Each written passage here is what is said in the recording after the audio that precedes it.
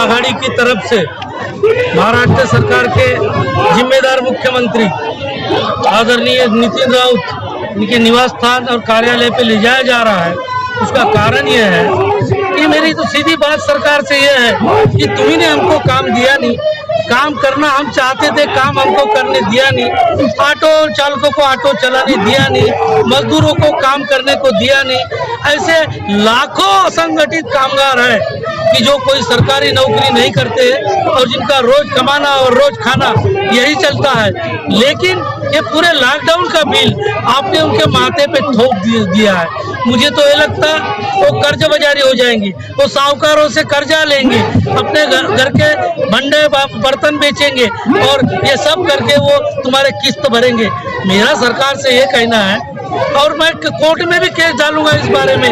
जब आप ही ने हम लॉकडाउन का मतलब क्या होता है, ताला लगा के रख दिया, लोगों को घर के बाहर निकलने नहीं दिया, लोगों की बात नहीं सुनी, काम नहीं करने दिया, आपने ही उसको उत्पन्न के साधन बंद कर दिए।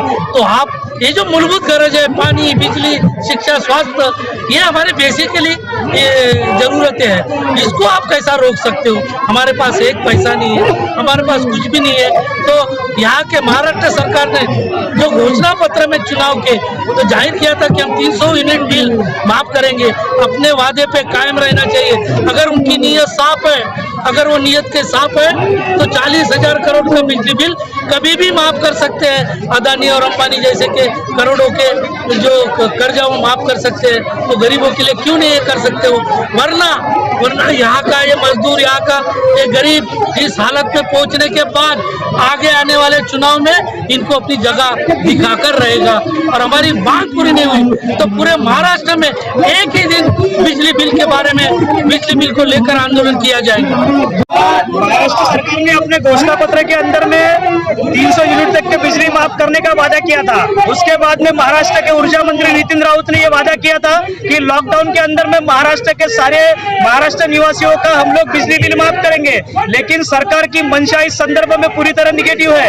आज नितिन राउत अपने वादे से बैकफुट पर आ गए और उनका कहना है कि मैं तो बिजली बिल माफ करना चाहता हूँ, महाराष्ट्र के मुख्यमंत्री माफ नहीं करना चाहते, शरद पवार जी माफ नहीं करना चाहते।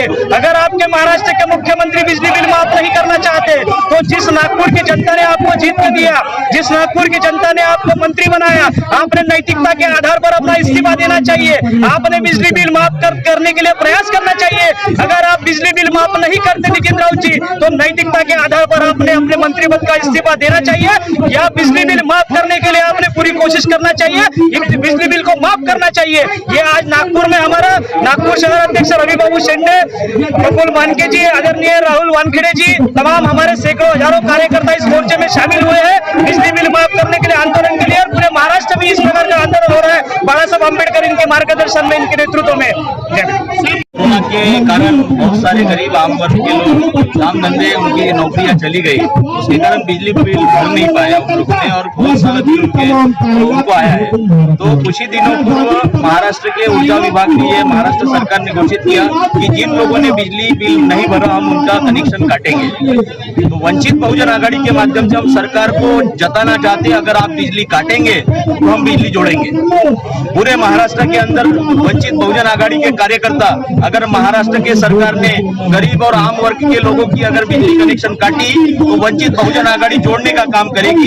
ये इस मोर्चे के माध्यम से भी हम लोग बताना चाहते हैं, एक तो सरकार बिजली बिल माफ करे, अगर सरकार बिजली कनेक्शन काटती है तो हम जोड़ने का काम करेंगे, इतना ही हम लोग कहेंगे। और नितिन राउत अगर जो घोषणा देने के बावजूद उस घोषणा को अगर पूरी नहीं कर सकते तो उन्होंने ये समझना चाहिए कि महाराष्ट्र सरकार के अंदर उनका कोई वजन नहीं है, कोई हैसियत नहीं है। उस आधार पर उन्हें इस्तीफा देना चाहिए और हमारे साथ खड़े होकर महाराष्ट्र सरकार का निषेध करना चाहिए। इस मोर्चे के माध्यम से हम लोग ये बताना चाहेंगे। चौबे वंचित बहुजन आघाड़ी नागपूर शहराचा महासचिव, ये आज का जो हल्ला बोल मोर्चा जो है, ये मोर्चा नितिन राउत जी को सबक सिखाने के लिए और जल्दी से जल्दी गरीबों का ये बढ़ा हुआ जो बिजली का बिल कोरोना काल का जो है इससे मुक्ति दिलाने के लिए मोर्चा खास करके उनको दिशा निर्देश के लिए हमने निकाला है। और सभी को मालूम है कि कोरोना का काल में